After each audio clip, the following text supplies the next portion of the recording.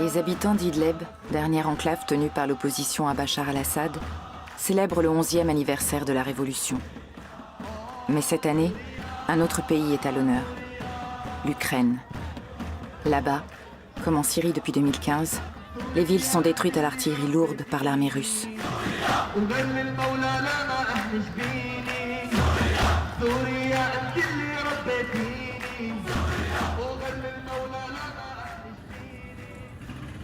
Aziz a sa façon à lui de résister et s'exprime autrement. Avec ses amis, il commente l'actualité syrienne et internationale à travers des messages peints sur les murs, qu'il partage ensuite sur les réseaux sociaux. On arrive ainsi à trouver un espace au milieu de nos souffrances pour montrer notre solidarité avec tous les peuples opprimés du monde. Salut les gars, comment allez-vous? Alors vous écoutez les infos? Quoi de neuf? Aux infos, ils disent qu'en Ukraine, il se passe la même chose qu'en Syrie. À quel niveau? Des déplacements de population. Le monde entier a été surpris par ce qui se passe en Ukraine, sauf nous les Syriens, parce qu'on vit ça au quotidien. C'est une politique délibérée de la Russie, et ce n'est pas nouveau.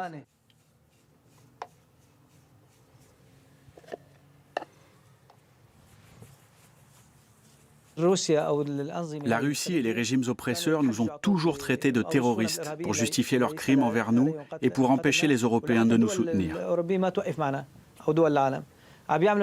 Ils font la même chose aujourd'hui en Ukraine.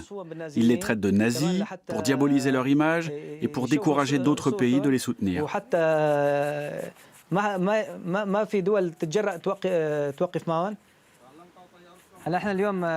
Nous avons dessiné aujourd'hui l'ours russe. Sur la pellicule du film, on retrouve la Géorgie, l'Afghanistan, la Tchétchénie et la Syrie. Et en dernier, la scène ukrainienne qui montre des enfants contraints de fuir comme cela se passe en Syrie depuis maintenant 11 ans.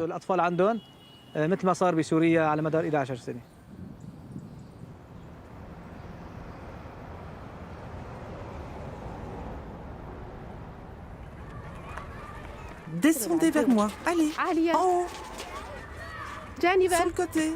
En haut. Mouna a 40 ans. Elle travaille dans la défense civile syrienne depuis 2017.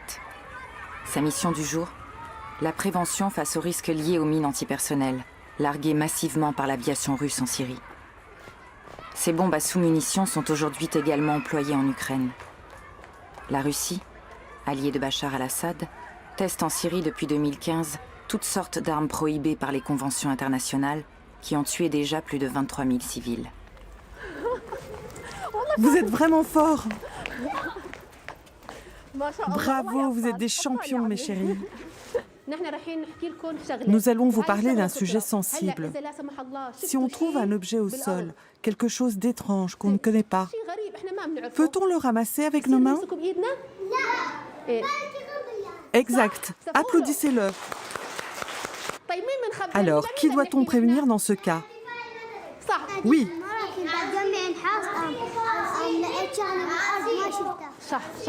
C'est bien, tu es malin car ça peut exploser, pas vrai? Et si ça explose, on peut perdre un bras ou une jambe. C'est pour cela qu'on ne doit pas le toucher, n'est-ce pas? Tu es intelligent.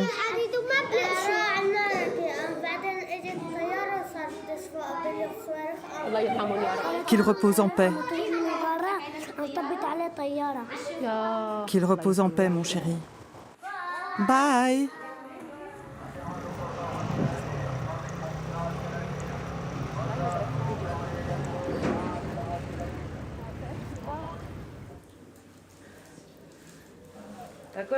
Tous les hommes syriens racontent la même chose sur Facebook. Ils disent « C'est triste de voir ces femmes ukrainiennes devoir combattre pendant que les nôtres passent leur temps sur Facebook. » C'est le plus important pour eux. C'est ce qui m'a fait le plus rire, ça. Ils ne parlent que de la beauté des Ukrainiennes. Regarde mes croissants. C'est toi qui les as faits? Ouais. Joli. En Syrie, on a vécu beaucoup de situations avec des doubles frappes sur les hôpitaux et les écoles. Par exemple, ils frappent un hôpital, puis reviennent le frapper une nouvelle fois. Les Ukrainiens doivent rester vigilants. Sinon, ceux qui viennent les sauver mourront aussi. Ils risquent de perdre là beaucoup de secouristes. Ils se fichent bien de tuer des civils, des femmes et des enfants. Le principal pour eux est de faire un maximum de victimes. Mon conseil aux secouristes ukrainiens est qu'ils documentent. Une caméra posée sur le casque peut être très utile pour ça, car elle documente tout en temps réel. Elle filme chaque mouvement. Le criminel doit savoir qu'il devra un jour rendre des comptes pour ses crimes. Laisse-la moi. Madame, laissez-lui l'enfant.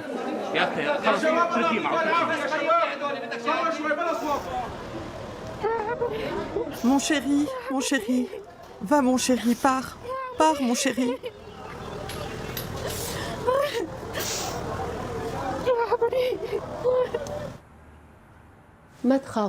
Ukrainiens, n'ayez pas peur, ne craquez pas, quelles que soient les atrocités que vous verrez. J'espère que vous resterez solidaires, vous allez résister et gagner.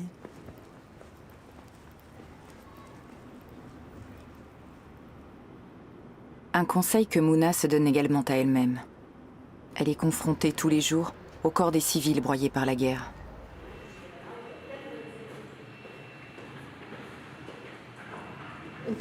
Tu as été blessé il y a 4 ans environ? Oui, Ça s'est passé où déjà? dans la campagne nord d'Alep. On a ensuite été déplacés et j'ai été à nouveau blessé à ce moment-là à la main durant le bombardement de l'hôpital Al-Shami. Le bombardement sur l'hôpital Al-Shami? Oui, depuis, je ne peux plus ouvrir ni fermer la main. C'était un avion russe. Des frappes de missiles. Le directeur de l'hôpital est mort dans cette attaque. Oui, paix à son âme.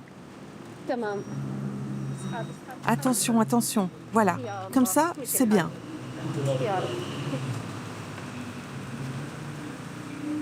Ce qui arrive en Ukraine se passe également en Syrie.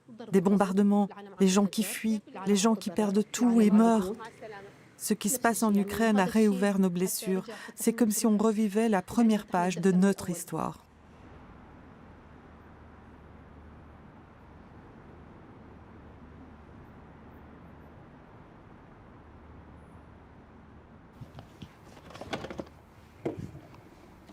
Ce sentiment est partagé par Aziz, qui a peint cette fresque inspirée du tableau de Picasso, L'enfant à la colombe, en le rebaptisant L'enfant et la guerre.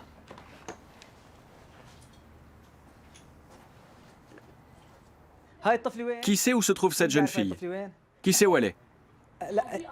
Dans son jardin, mais où? En Ukraine. C'est une petite Ukrainienne. Et qui la bombarde? C'est ça.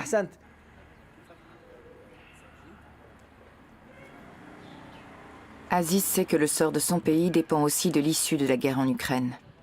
Si la Russie perd, Bachar al-Assad n'aura plus que l'Iran comme allié et sera enfin vulnérable. C'est aussi l'espoir du général Abu Taha et de ses hommes. À leur façon, ils soutiennent le combat des Ukrainiens pour la liberté.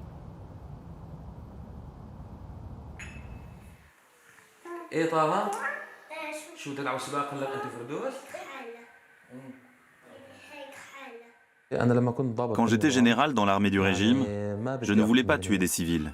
Je ne voulais pas salir mes mains de leur sang. C'est pour ça que j'ai quitté le régime pour rejoindre la révolution. Les États-Unis et l'Europe paient aujourd'hui le prix du manque de soutien au peuple syrien. S'ils avaient soutenu la révolution syrienne durant ces 11 dernières années, la Russie n'aurait pas osé agresser l'Ukraine. L'implication de la Russie en Syrie a fait basculer le rapport de force dans le conflit. 87% des territoires qui étaient sous notre contrôle sont maintenant passés aux mains du régime. Tout ça à cause des armes puissantes promises par l'Occident, mais que nous n'avons pas reçues.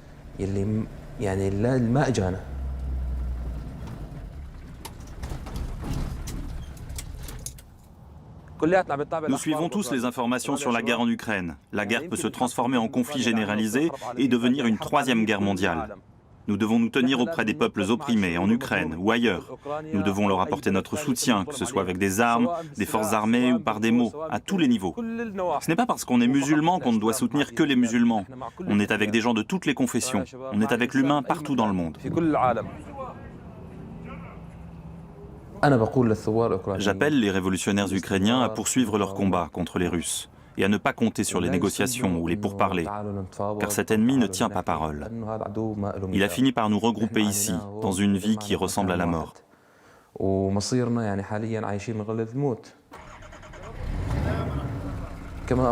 Je dis à l'Occident que nous avons aussi besoin de soutien, comme celui apporté à l'Ukraine. Car notre ennemi est le même. Et si cet ennemi est dispersé sur plusieurs fronts, alors il sera certainement vaincu.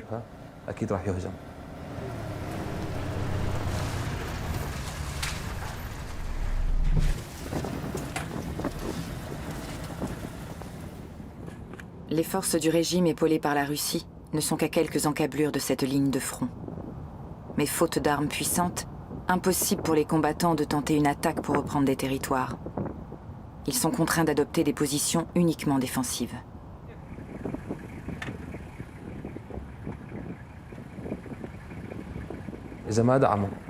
S'ils n'aident pas l'Ukraine pleinement par les airs et ne font que les soutenir au sol, la Russie ira plus loin et occupera d'autres pays.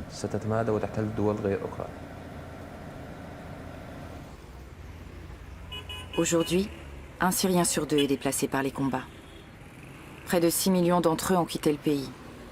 Beaucoup sont morts en mer en tentant de rejoindre l'Europe. Un réfugié sur 4 dans le monde est syrien.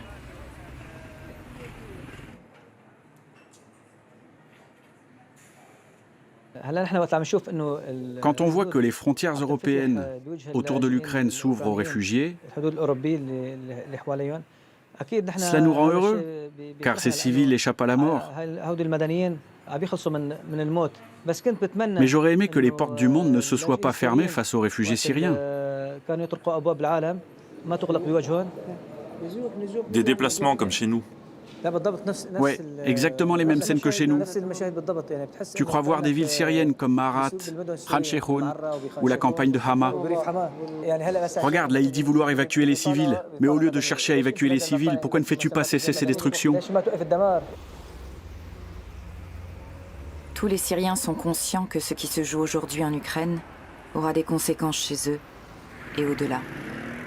Après 11 ans de guerre qui a fait au moins 500 000 morts, ils rêvent toujours de liberté et de dignité.